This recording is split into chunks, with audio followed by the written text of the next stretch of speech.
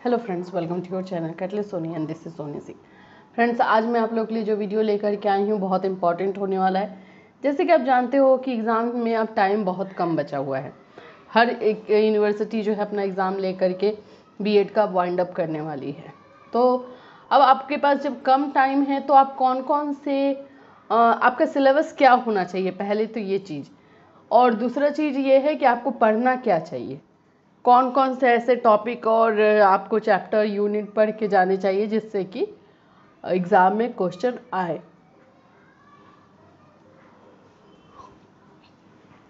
तो आज मैं आप लोगों के लिए लेकर आई हूँ लास्ट 1 मंथ और 15 डेज में आप लोगों का सिलेबस क्या हो बीएड के लिए। ठीक है, तो ये बीएड के लिए सिलेबस क्या होना चाहिए। तो जैसे कि आप लोगों का है सब्जेक्ट चाइल्डहुड का मैं लेकर आई हूँ। मेन तो यही 80 मार्क्स वाले पेपर हैं जो अगर आपने कवर कर लिया तो आगे आपका अपने आप रिकवर हो जाता है। तो ये तीनों के बारे में बताऊंगी कौन कौन सा टॉपिक आपको लास्ट 15 डेज और 1 मंथ में करना है जिससे कि आप अच्छे से अच्छे मार्क्स ला करके पास हो सके। टाइम आपके पास कम है तो एटलीस्ट ये सारे टॉपिक और चैप्टर आपके कंप्लीट होने चाहिए। चलिए स्टार्ट करती हूँ आज का वीडियो। इससे पहले फ्रेंड्स, अगर आप हमारे चैनल पर नए हैं तो चैनल को सब्सक्राइब कर लीजिए, बेल आइकन को हिट कर दीजिए। अगर आपको पेड नोट्स चाहिए, पेड आप लोगों को जो है एमसीक्यू बेस्ड क्वेश्चंस चाहिए, क्लास चाहिए, तो आप लोग हमसे कांटेक्ट कर सकते हैं। कांटेक्ट करने के लिए जो आपको नंबर दिया गया है उस पर आप कॉल या मैसेज कर सकते हैं। चलिए पहले स्टार्ट करते हैं चाइल्डहुड से। चाइल्डहुड में कौन कौन से चैप्टर आपको पढ़ने चाहिए अगर आप चाहते हो कि अच्छे से अच्छा मार्क्स आए और बहुत कम टाइम आपके पास बचा हुआ है। तो उसके लिए सबसे पहला आपका जो चैप्टर होता है वो होता है growth and development. Growth and development से रिलेटेड आपका इसका डेफिनेशन करना है। ठीक है, इसका डेफिनेशन आपका क्लियर होना चाहिए, प्रिंसिपल क्लियर होना चाहिए, और तीसरा जो है डिफ्रेंसिएशन इन दोनों में, किसमें, ग्रोथ एंड डेवलपमेंट में। ये 3 पार्ट तो जरूर कीजिए ग्रोथ एंड डेवलपमेंट का। फिर उसके बाद सेकेंड है आपका स्टेजेस ऑफ डेवलपमेंट, जिसमें कि आपका इन्फेंसी, चाइल्डहुड, एडोलेसेंट ये सब आता है, तो इसको आपको करना है।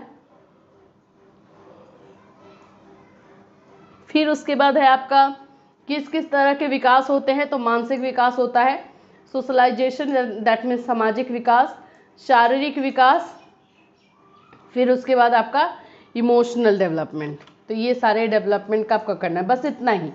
आपको अगर 1 महीना या 15 दिन बचा है एग्ज़ाम में तो ये सारे टॉपिक कर लीजिए। 100% 60 to 70% लेकर आएंगे आप। आपको पैनिक नहीं होना है, लेकिन ये सब डीपली करना है जिस तरह से मैं बता रही हूँ। अब आते हैं दूसरा जो हमारा चैप्टर है कंटेम्प्रेरी। थोड़ा सा डिफ़िकल्ट होता है, हिस्ट्री रिलेटेड रहता है, लेकिन मैं जैसे बताऊँगी वैसे कर लीजिएगा। सबसे पहले तो एजुकेशन से, एजुकेशन क्या है, पहले एजुकेशन किस तरह के चलते आए हैं, जिसमें से सबसे पहला वैदिक, बुद्धिस्ट और इस्लामिक, इन तीनों में से जरूर एक ना एक रहेगा। फिर उसके बाद इससे रिलेटेड इश्यूज जो कि हैं। उसके बाद प्री इंडिपेंडेंट यानी कि आज़ादी से पहले की जो पॉलिसी बनाई थी, जो आज़ादी से पहले की जो भी पॉलिसी ब्रिटिशर्स ने बनाई थी वो, तो कौन कौन सी थी आज़ादी से पहले की पॉलिसीज़। तो इसमें आपका आ जाएगा प्री इंडिपेंडेंट एजुकेशन पॉलिसीज़ में आप लोगों का जो है वो आ जाएगा। सबसे पहले तो मैकालेस मिनट कर लीजिएगा ज़रूर ही, मैकाले मिनट, ठीक है, मैकालेस मिनट। और उसके बाद से आप कर लीजिए वुड डिस्पैच कीजिए। इस तरह से ये 2-3 जो है बहुत इम्पॉर्टेंट है, ये सब कर लीजिए, बहुत इम्पॉर्टेंट है ये। फिर उसके बाद आते हैं हम लोग आफ्टर इंडिपेंडेंट। आफ्टर इंडिपेंडेंट का क्या है, तो आफ्टर इंडिपेंडेंट में जो हमारा सेकेंडरी एजुकेशन कमीशन 1952 था वो कोठारी कमीशन, फिर एनईपी जो निकला 1986, 1992, ये दोनों ज़्यादा इंपॉर्टेंट है। फिर एनसीएफ 2005, ये सब आफ्टर इंडिपेंडेंट जो भी रूल्स रेगुलेशन अभी तक बनते आए हैं वो करना है।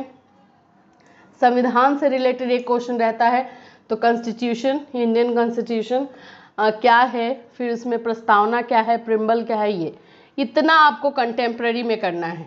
अब ये 1 महीने में हो जाएगा। अब जैसे जैसे बता रही हूँ वैसे करेंगे तो बिल्कुल कर लेंगे, और इतना आप करते हैं बहुत अच्छा मार्क्स आएगा। अब टाइम आपके पास बचा नहीं है, जो बचा है उसी के अकॉर्डिंग आपको तैयारी करनी है। तीसरा जो हमारा है लर्निंग एंड टीचिंग, तो ये इसमें ज़्यादा आपको नहीं करना है, ये रिपीटेड आता है, ज़्यादा इसमें गेस भी नहीं किया जा सकता है। सबसे पहले तो लर्निंग एंड टीचिंग का डेफिनेशन करना है, इसको इफ़ेक्ट करने वाले फैक्टर्स करने हैं, थ्योरीज़ करनी है, जो भी लर्निंग टीचिंग से रिलेटेड थ्योरीज़ हैं, जिसमें थॉर्नडाइक है, पावलर है, जो भी थ्योरीज़ हैं वो। फिर उसके बाद फेजेज़ ऑफ टीचिंग, टीचिंग के जो फेजेज़ हैं जिसमें प्री एक्टिव फेज़ है, एक्टिव फेज़ है, पोस्ट एक्टिव है वो। लर्निंग डिसेबिलिटीज़, लर्निंग डिसेबिलिटीज़ क्या क्या होती है वो। तो इसमें लर्निंग में इतना ही है, इतना ज़रूर करना है, मतलब ये मस्ट है करना आप लोगों के लिए।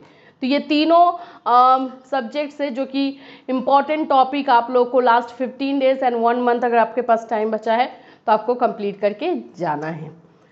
तो इससे रिलेटेड और कोई क्वेश्चन या क्वेरी है या आपको हेल्प चाहिए तो आप हमें इस वीडियो में कमेंट कर सकते हैं, इंस्टाग्राम पे फॉलो करके मैसेज कर सकते हैं। फिर मिलूंगी, till then have a nice day.